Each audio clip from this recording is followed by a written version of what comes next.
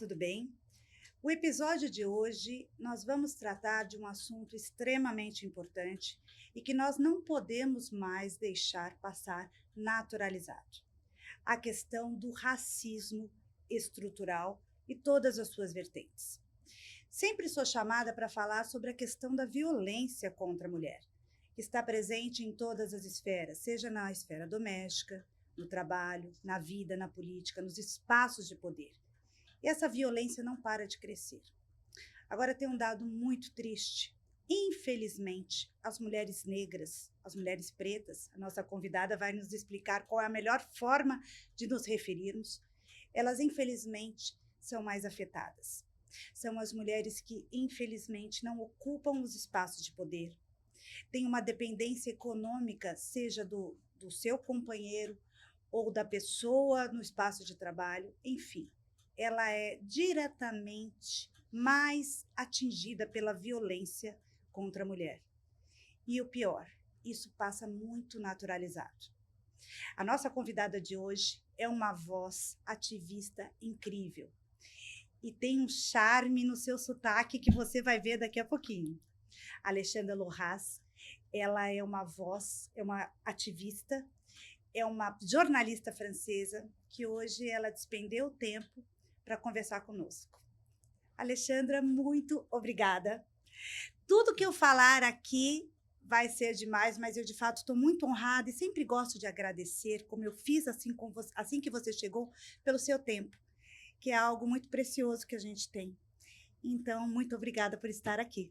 Muito obrigada, Alexandra, minha chara, né, É. por me receber e também, né, fazer sua parte, dando voz para mulheres negras, ocupar todos os espaços para podermos refletir e empoderar quem precisar entender melhor sobre esses assuntos. Exatamente isso, essa é a intenção, é a gente trazer voz, a gente falar sobre um assunto. E nada melhor do que você me falar quem é a Alexandra Lohras. Me conta lá do comecinho, caso você possa, antes da gente entrar nas temáticas mais importantes. Quem é a Alexandra, a menina Alexandra? A menina Alexandra, bom, eu nasci na França, na periferia de Paris, de um pai imigrante da Gâmbia e de uma mãe francesa. Então, já desde pequenininha, cheguei num contexto de multicultural, com uma pluralidade na forma de entender o mundo.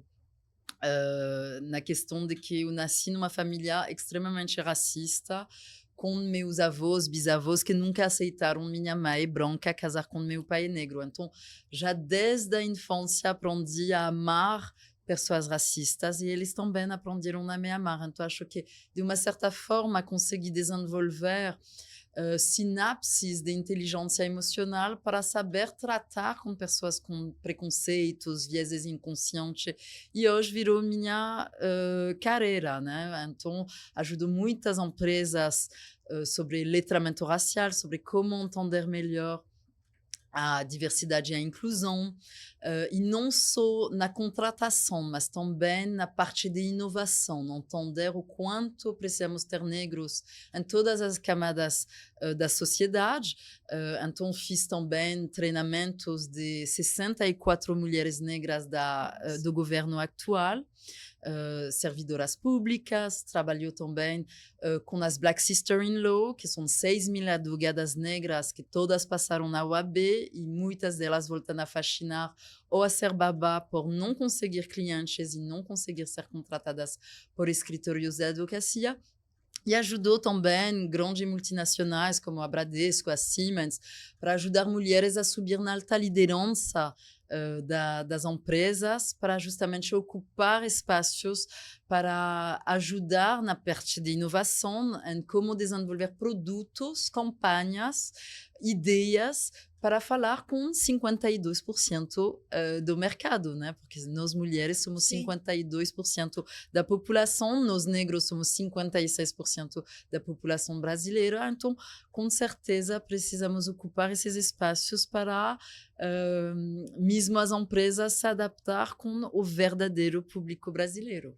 E você falou algo que me chamou a atenção. Você disse dessas sisters-in-law, que foram Uhum. 64, que elas foram educadas, As Black tiraram a... Sister-in-Law é um projeto de advogadas negras. As 64 mulheres negras são servidoras públicas do governo atual. São dois projetos diferentes, Ah, desculpa. certo. Mas eu digo assim, você me falou dessas advogadas negras Aham. que estudaram, romperam uma primeira Sim, barreira, vamos dizer assim, de acesso à educação, tiraram a OAB e aí elas esbarram num segundo problema, exato. que é conseguir o cliente, de que é a legitimação delas enquanto advogadas, que elas podem ser competentes. Então, assim, eu vejo que é uma segunda barreira. É. Elas já romperam a primeira, de o acesso ao estudo, porque, não sei se você poderia dizer isso daí, a gente percebe que é muito difícil, é como se fosse até conveniente que as mulheres negras, os negros em geral, não cheguem a espaços de poder,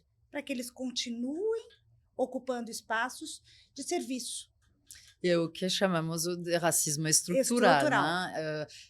Essas 6.000 advogadas negras conseguiram quebrar o teto de vidro acadêmico, se formando, né?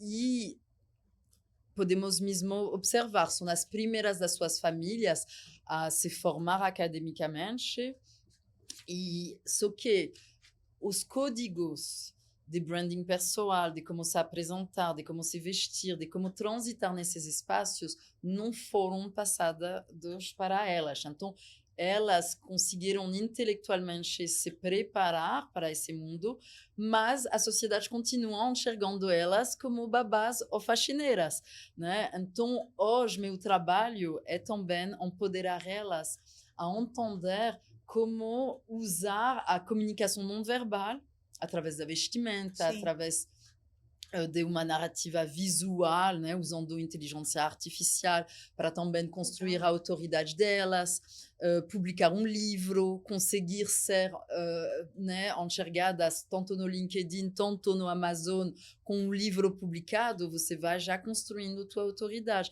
conquistando certos espaços de poder. E ajudo elas também a entender que, por exemplo, né, se você assume seu cabelo crespo, turbante, tudo bem, mas o fato de trazer umas pérolas nas orelhas ou uma caneta Montblanc vai fazer conectar com a bolha que muitas vezes quer te enxergar no pertencimento daquela copeira, daquela babá, daquela faxineira. Então, precisamos também nos vestir com uma armadura, um uniforme, que faz que quando você, por exemplo, vai ver um padre de igreja, ou um policial militar, ou uma juíza É. federal, né, vestida com um uniforme, essas mesmas pessoas na praia, com chinelos, shorts e regata, você não ia enxergar essas mesmas pessoas com toda a autoridade, o respeito que o uniforme traz. Então, eu ajudo elas a entender o quanto o uniforme traz uma narrativa extremamente poderosa e que em 80% Que incrível isso. do sinapses, né, de uma conversa, 80% é não verbal. Então, o fato de você chegando, Sim, né, como é o acho que a cartão de Ludmilla visita. fala numa É, música, né, é. eu acho que é essencial entender a narrativa do branding pessoal. Então, ajudo elas a se empoderar também economicamente, porque eu acho que na tua especialidade, que é justamente tratar sobre violência contra a mulher, tem várias interseccionalidades das Verdade. violências, né, para Sim, mulheres negras. Mas o maior empoderamento feminino, para mim, ele é econômico. A partir do momento que você ganha concordo, dinheiro, concordo. você consegue sair de uma relação tóxica, você consegue ter um lifestyle, uma jornada, uma trajetória que te faz, né, poder ter acesso a se formar no IBGC, a fazer uma pós-graduação na Harvard, no MIT, em Stanford. Então, ajuda elas também muito a conquistar esses espaços para melhorar o pedigree dela e ser enxergada como mulheres negras unicórnio, porque a branquitude quer mulheres negras unicórnio. O que seriam mulheres negras unicórnio? Então, essa mulher negra que fala inglês, que se formou na USP, PUC, FGV, Mackenzie, que também sabe né, ser articulada, bem vestida, ter, né, basicamente... que ela se identifica com o pertencimento da tal bolha. Exato. Então, é muito complexo isso, e perverso, porque é muito difícil mesmo chegar lá. Mas eu entendi, saindo da periferia francesa, com um pai morador de rua, eu tive um pequeno irmão que caiu no crack, minha irmã maior até hoje é faxineira, então não era bem escrito no meu DNA social que ia poder me tornar consuleza da França, apresentadora de TV, investidora anjo do Shark Tank Brasil, na quinta e na sexta temporada. Então, conquistar tantos espaços de poder que me faz, né, hoje fazer parte de conselhos executivos de empresas e também ter estudado na Sciences Po, Paris, onde estudou Macron, Sarkozy, muitos, assim, a maioria dos CEOs das empresas mais importantes da França, mas eu percebi que cada vez que eu conquistei certos espaços, eu entendi o jogo do xadrez, que é passado pelos herdeiros né, que nascem em famílias da aristocracia ou da elite, né? Então, eu comecei a entender esses códigos e hoje minha consultoria é revelar esses códigos, revelar o jogo do xadrez para mesmo empoderar essas mulheres a entender como trilhar esse caminho. E não faço só isso para mulheres negras, né? Para mulheres em geral. Dentro do mundo corporativo, 100% das mulheres né, do Bradesco, por exemplo, são mulheres brancas, né, que eu acompanho há 5 anos. Quando cheguei no Bradesco, não tinha nenhuma diretora. Hoje tem 9 e todas passaram por minha mentoria. Mas ajudei muitas mulheres do Bradesco a se tornar gerentes, superintendentes. Então, revelando também para elas, porque são as primeiras das suas famílias a se formar. E são mulheres que movimentam trilhões de reais dentro do banco. Só que sempre vão ser enxergadas como secretárias. Sabe uma coisa que eu entendi na sua fala, aliás? Uau, eu estou assim... eu quero ver se eu entendi certo, porque eu penso muito isso. O seu ativismo não é agressivo. É no sentido de... Me diga se eu estou errada. É no sentido de você entender o jogo que tem que ser jogado. Se esse jogo é justo ou não, é uma outra coisa, porque, como você mesmo falou, nem sempre é justo você ter que se adequar a algo para ter um pertencimento. É justo, é cruel, mas, ao mesmo tempo, muitas vezes necessário. Eu morei na Alemanha há alguns anos. E você sabe que na Europa é um contexto mais livre. Se eu quiser sair com chapéu de palhaço na cabeça, ok, eu vou ser respeitada. Eu estou exagerando, né? Aqui no Brasil, especialmente, não é assim. Nós temos, né, um padrão de vestimenta e que muitas vezes eu até concordo em alguns lugares, porque, como você mesmo falou, se eu vou ao fórum, vou de shorts e havaiana. Se eu estou na praia, tudo bem. Mas eu senti na sua fala algo que eu penso muito, que é uma dicotomia. Porque, por um lado, você tem que pertencer àquela bolha, você tem que se adequar para ganhar o respeito. Ok. Por um lado, isso talvez como é que fala? Te macule, porque você não é assim. Eu entendi certo? É por aí? Olha, o que eu posso, assim, como eu posso resumir, né? Eu acho que estamos num sistema onde meu nicho é empoderar mulheres ambiciosas. Sim. Então, não estou falando de toda a base da pirâmide. Estou pegando mulheres na base da pirâmide que já conseguiram ascender um pouquinho. Onde me incomoda muito a Harvard dar bolsas para a menina negra da favela do Grajaú, do Capão Redondo, que nem tem recursos para pagar uma viagem para Boston. Entendi. Em vez de dar também bolsas para mulheres negras já preparadas economicamente, intelectualmente, para mesmo fazer um mestrado ou um doutorado na Harvard, para uma Jamila Ribeiro ou para uma Alexandra Loras, não tem mais bolsas para nós. É esse meu nicho. Ajudar mulheres negras que já conseguiram quebrar o teto de vidro. A maioria das ONGs do mundo inteiro só apoiam a base da pirâmide na escassez. Perfeitamente. Eu ajudo aquelas mulheres negras que conseguiram furar o teto de vidro, já conseguiram ascender um pouquinho, mas nesse nível de ascensão não tem mais ninguém te apoiando. Falta um pulinho.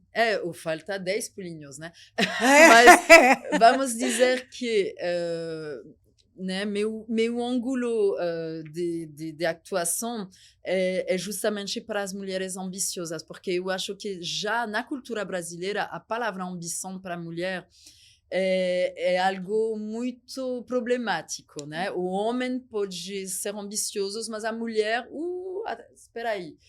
Então eu já trabalho muito esse conceito de se autorizar a sonhar mais alto, Sim. de se autorizar a ter um plano, uma estratégia, entender que para chegar no topo precisamos ter uma estratégia clara e saber usar da programação neurolinguística, do desenvolvimento pessoal, de um coaching, de uma mentoria, de estruturas onde vamos também aprender muitas coisas, porque os homens no poder, nenhum político, nenhum CEO chegou lá sozinho. Sim. Todos tiveram, né, apoio de stakeholders, de mentoria, de coaching, de grupos de charuto, de grupos de networking, né, o happy hour. Só que os homens nunca revelam como eles chegaram lá.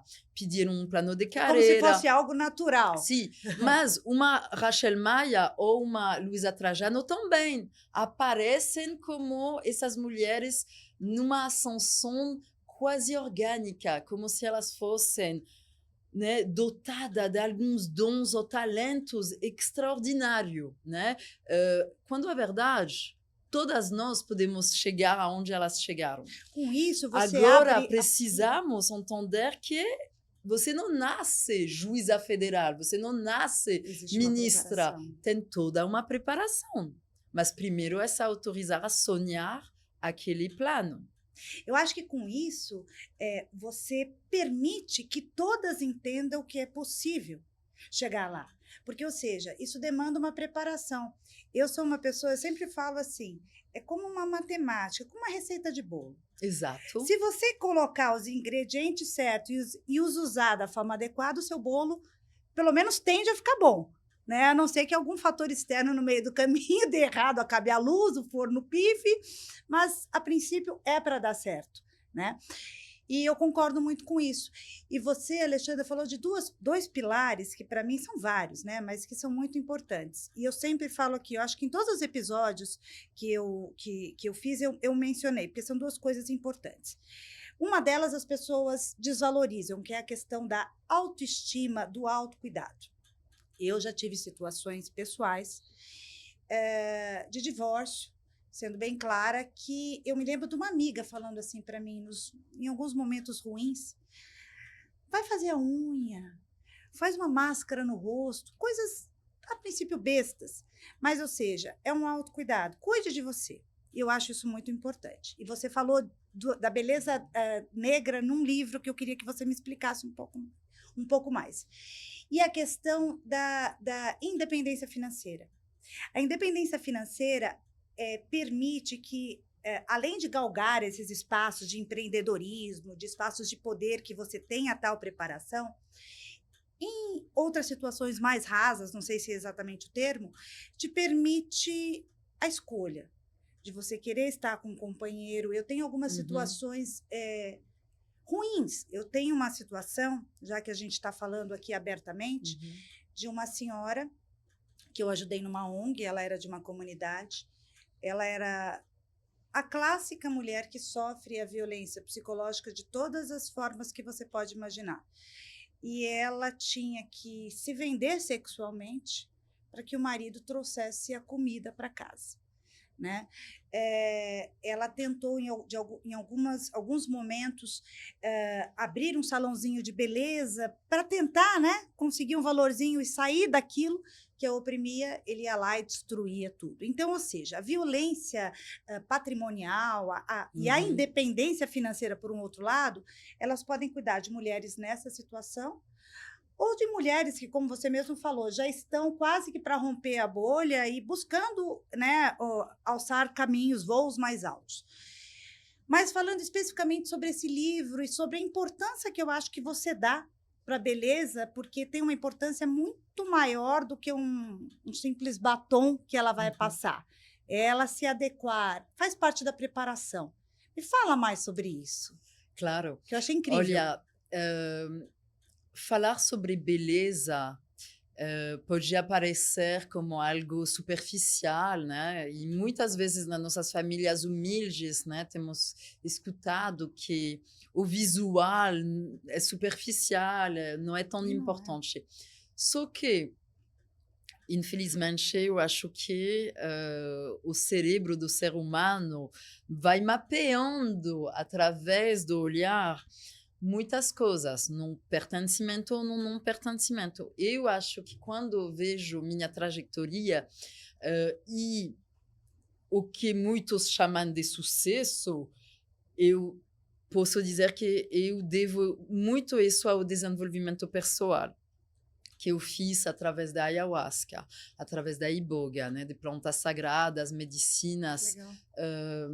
indígenas e africanas, mas também através do Tony Robbins, né, que é o maior coach mundial, através da programação neurolinguística, através de tantos cursos que eu tomei, tanto de yoga, de meditação, viajei com o Deepak Chopra para a Índia, eu fiz tanto trabalho em mim mesma para me curar, para desconstruir o sexismo, o patriarcado, o racismo dentro da minha existência, para justamente me tornar minha melhor versão, que eu vejo hoje o que falta para a mulher negra, que muitas vezes está numa sobrevivência de correr atrás com vários empregos para conseguir pagar seus boletos, ela não tem o tempo de muitas vezes se cuidar fisicamente, de ter, né, o tempo de ir fazer uma massagem ou um retiro,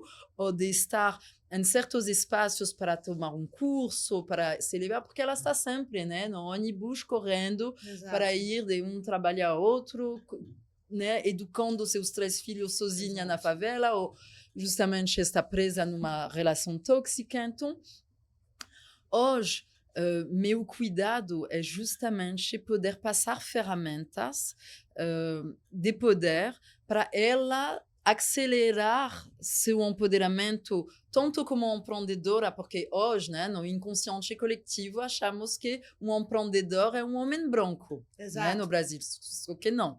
A maioria dos empreendedores do Brasil são mulheres negras. E justamente pelo racismo estrutural que não contrata elas nas empresas, então elas são obrigadas a abrir o próprio negócio. E esses são Olha que números, né? incrível, eu não sabia Aham. disso. E os fundos de investimento também não investem em mulheres negras, né, para os negócios delas. Então, meu trabalho, depois de ter participado como investidora anjo da quinta e da sexta temporada do Shark Tank Brasil na Sony Channel, eu recebi muitas demandas, né, para ajudar empreendedores e empreendedoras a acelerar seus negócios. E eu gosto muito de fazer esse trabalho porque vejo um potencial enorme em passar dicas de como saber apresentar tua apresentação para achar investidores, né? Então, hoje, precisamos também entender sobre merchandising, marketing, relações públicas, né? Porque você pode inventar ou chegar com uma ideia extremamente válida, se ninguém está sabendo que teu produto existe, tua empresa vai morrer, né? Exato. Então, eu ajudo eles a entender a importância de uma identidade visual, de contratar uma assessora de imprensa para mesmo participar de podcast, ou ter matéria na mídia, para construir a autoridade Uma deles autoridade, antes de exato. ir procurar investidores, anjos para investir. Ou também, às vezes, avaliar se não é melhor pegar um empréstimo com 14% no banco que de entregar 30% da tua empresa para um investidor que vai querer retorno Sim. e também mandar em você. Então, isso também me dá muito prazer, acelerar negócios de empreendedores que também está no mercado já faturando, mas que talvez não tiveram todas as dicas ou o apoio das redes deles. Eu ajudo muitas pessoas ambiciosas a entender que somos a soma das 8 pessoas que frequentamos. Então, se você frequenta só pessoas na escassez, não é por acaso que você vai permanecer na escassez. Se você começar a escolher quais são as 8 pessoas que você vai frequentar, que são pessoas que te inspiram, pessoas que estão acima de vocês na questão de desenvolvimento pessoal, econômico, familiar, etc., né? Você vai, com certeza, ser inspirado pela trajetória Com dessas pessoas. certeza. Então, cuidado com quem está no teu redor, porque muitas vezes, sem perceber, você tem muitas pessoas tóxicas que não acreditam nos teus projetos Exato. e têm um impacto no teu desenvolvimento pessoal. E às vezes, a Cristina Junqueira do Nubank, ela fala Aham. algo muito parecido. Eu adoro as coisas que ela fala. Esses dias ela falou, né, que ela gosta de gente surtada, que ela falou, se tivesse que escolher uma pessoa, uma mais letrada ou uma menos letrada, eu escolheria aquela que quer morder a mesa, que quer ir, que está com aquela ambição. Porque como você mesma disse, e eu vou te confessar que eu mesma tive um certo problema com essa questão, com o valor da ambição. Porque a gente aprende que ele é negativo, né? É diferente você querer crescer, você querer prosperar sem você estragar o caminho de ninguém, é positivo, né? Mas as pessoas, elas têm, e eu aprendi isso no coaching, e eu acho que, de fato, nossa, eu tô assim, ó, a gente vai ter que marcar nossa sessão de mentoria depois, porque eu tô assim, apaixonada verdadeiramente com as coisas que você fala, porque assim, eu vejo que não é um segmento. A construção do ser humano, ele passa por inúmeros caminhos, desde você cuidar da sua aparência, da sua vestimenta, a linguagem não verbal que Claro. você passa, e são a tecnologia, o estudo, aonde você se comunica, com quem você se relaciona, tudo isso é uma somatória. Você falou do Shark Tank, e eu vi um dos episódios, eu não me recordo bem, eu vou trazer, quem sabe você lembra exatamente, mas era um casal que trazia exatamente essa questão, eu acho que de tecnologia, para preparar as pessoas. Você lembra desse Sim, claro, caso? claro. Eu me lembro que acho que vocês três, você, o Caíto e não sei quem mais, entraram como sócios. Como que foi Sim, essa história aí? Porque eu achei muito bacana. Olha, E parece que, só desculpa complementando, ela teve uma história ruim, né? De uma pessoa que foi presa por engano, não teve alguma coisa assim? Eu não sei, eu me lembro que teve alguma situação ruim que a impulsionou. Então, para isso, teve alguma coisa assim? Eu não me lembro bem, não? Ah, Foram vários episódios, sim. mas sobre assim, as parcerias, né, que criamos dentro desse reality show, tem também depois a due diligence que nos faz também analisar se vamos investir ou Sim, não em tal negócio.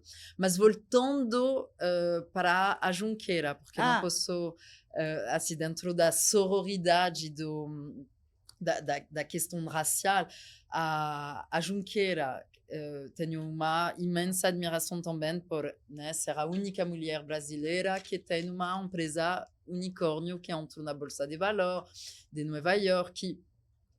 Mas ela teve uma frase muito infeliz, né, que foi: eu não contrato negros para não nivelar minha empresa por baixo. Jura? Eu não sabia disso. Então, não, então eu acho que nessa frase infeliz, ela se posicionou de uma forma extremamente racista e Com certeza. preconceituosa, e foi cancelada, né? Até mesmo foi muito forte o impacto dessa fala para a nossa comunidade. E o que achei interessante é que ela se posicionou também querendo investir em empreendedores negros para mesmo acelerar negócios deles. Não sei como está indo esse projeto dentro da Nubank, mas não podia não mencionar, Perder. né, Eu acho que é importante. essa pequena coisa. Agora, no Shark Tank, o que é sensacional é justamente poder acelerar o negócio de empreendedor que já estão faturando, que já Sim. está, né, performando muito bem, e dar o apoio que é não só investir dinheiro, mas também trazer nossa expertise para ajudar eles a entender melhor como se posicionar e também usufruir da parceria para também eles conseguir conquistar mais espaço com os projetos deles.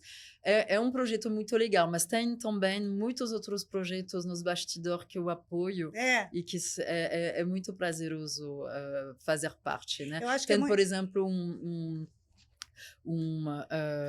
empreendedor que criou aquelas toucas, né, para cabelos afros, Sei, dreads, sei. né, porque, né, por Não exemplo, tem tamanho. você vai na piscina municipal, é obrigatório ter uma touca, só que quando você A tem touca de natação? touca de Ah, natação, você tem cabelo crespo, ou com tranças ou com dread, não dá, não é? sim. A touca clássica não foi muito eurocentrada. Então, esse jovem criou assim, toucas de vários tamanhos para justamente cumprir uma demanda de 56% da população brasileira, que é negra, que tem cabelo crespo, e que muitas empresas não percebem, né? Quando eu cheguei no Brasil, que seja Avon, Boticário, Natura, não tinha maquiagem para pele negra, né? Então fiz todo o letramento racial com eles, eles começaram a perceber, gente, a maioria das nossas vendedoras são negras, nossas clientes também, e até então 10 anos atrás não tinha make nacional para a pele negra, né? Teve Com uma polêmica recente. 118 milhões de negros no Brasil, né? Você fala certas coisas, sabe, que eu tô vendo como a gente ainda tem que aprender. Sim. Sabe, essa questão assim da touca de natação. Eu mesma já pratiquei natação até ano passado.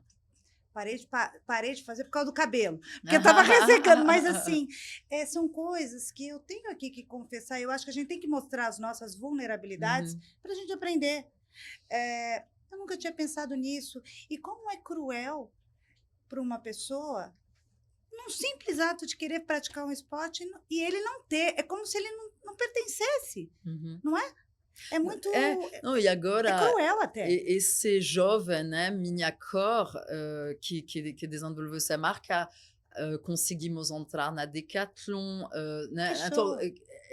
e também na Santoro. Então, eu acho que é muito bom poder ficar no apoio de trajetórias lindas que só Claro! merecem ter sucesso, né? Para ele e o que isso vai acarretar para as pessoas em si, né? Já Eu tem o acho. talento, a ideia, a inovação, né? Depois é só abrir algumas portas, ou ajudar a estruturar o projeto de uma forma que possa mesmo performar e fechar o negócio. Aparar as arestas. E eu acho que deve ser muito prazeroso você perceber que com a competência que você também, a duras penas, a gente diz, você Uhum, chegou, conseguiu, né, com muito estudo, com muita dedicação, porque é importante a gente dizer isso, que nada vem fácil. Eu, uhum, eu uhum, gosto de passar essa mensagem de que nada vem fácil, né? Porque, ok, para algumas pessoas eu brinco que vieram ao mundo ao uhum, passeio. Para algumas pessoas parece que as coisas vêm com tranquilidade, mas na maior parte das vezes não. uhum. Alexandre, eu assisti a sua entrevista com o Bial Uhum. e eu fiquei chocada com um evento que você contou, acho que, se não me engano, foi do Rio de Janeiro, da forma do racismo, porque assim, isso também é importante a gente dizer, né? Eu acho que essa conversa aqui hoje é para esclarecer. O racismo nem sempre é aquele que, pá, ele existe, obviamente, contundentemente. Tivemos um caso recente, eu acho que não tem um mês, ou talvez um pouco mais, que eu chorei com esse jogador, eu não me recordo o nome dele. Eu não sei. Vinícius Não, não Júnior. é o Vinícius Júnior, um outro mais novo, que ele era do Sub-20, que ele sofreu uma agressão muito grande durante um jogo de futebol na Espanha. E aí, quando terminou o jogo, chamaram ele de macaco, aquelas coisas Me horrorosas, lembro. né? E aí eles foram fazer uma entrevista com ele, e a pergunta da entrevista, do entrevistador, era outra, Sim. sobre o jogo. Ele pegou e falou o seguinte: eu não acredito que você vai perguntar isso e não sobre o que aconteceu comigo. E ele começou a chorar. Eu me emocionei com ele. Esse tipo de violências a gente sempre fala, não são menos importantes, obviamente, mas eu acho que é muito importante você trazer aquele traço daquela violência imperceptível e silenciosa. Eu vou te relembrar. Você me disse que sentou num local designado para os palestrantes e você era uma palestrante. Sim. E a pessoa quis te tirar daquele lugar, como se não te legitimasse como uma palestrante, né? E olha, você é uma mulher linda, que segue todo o código, dress code, vamos dizer assim, ou seja, imagine para uma outra mulher numa outra situação, né? Me fala mais sobre isso, porque realmente me chamou muita atenção. Essas micro-humilhações ou micro-agressões que chamamos de Micro-racismo. micro, que não são tão micro, né? Sim. São extremamente violentas, mas é a nomenclatura, né, para poder tratar sobre esses assuntos. É interessante porque elas acontecem o tempo todo. Por isso que eu discordo muito do racismo velado, do racismo escondido. Não, para nós é brutal, é frontal e está em cada esquina, né? O racismo não é só alguém me chamar de macaca. Claro. É justamente eu chegar num restaurante no Iguatemi e não ser tratada da mesma forma que uma pessoa branca, não ser sentada numa das melhores mesas. Você sente isso até hoje? Claro. E justamente, né, ser a palestrante do dia indo para um evento da Globo no Rio de Janeiro e ter uma pessoa da organização vindo me falar que não posso sentar lá porque aqui é reservado para os palestrantes, é uma violência, porque ela não me enxergava como uma possível palestrante do dia. Então, essas micro-humilhações acontecem comigo, só que você não vai estar sabendo disso. Então, no teu mundo, parece que estamos, talvez, no mundo dos ursinhos carinhosos, igualitários, democrático, respeitoso. Só que não. Eu vou, né, já contei muitas vezes de que, como consuleza da França, recebia 6.000 pessoas por ano na residência consular. Quantas vezes pessoas passaram na minha frente achando que era uma empregada doméstica da residência consular, por eu ficar na entrada recebendo, né, os convidados protocolarmente. Então, esse é violento para mim, mas ninguém está sabendo o que realmente está acontecendo, né? Assim, claro que meu poder, comparado à maioria das mulheres negras, é que tenho uma presença mediática para conseguir falar sobre isso, trazendo uma certa demanda de cura, né? De pedir para as pessoas refletir sobre seus vieses inconscientes, né? Porque tenho, por exemplo, dentro das pessoas que eu frequento, sempre essa narrativa que é: mas eu não sou racista. Eu não tenho vieses inconscientes. O meu filho, as gerações mudaram, agora é tudo resolvido.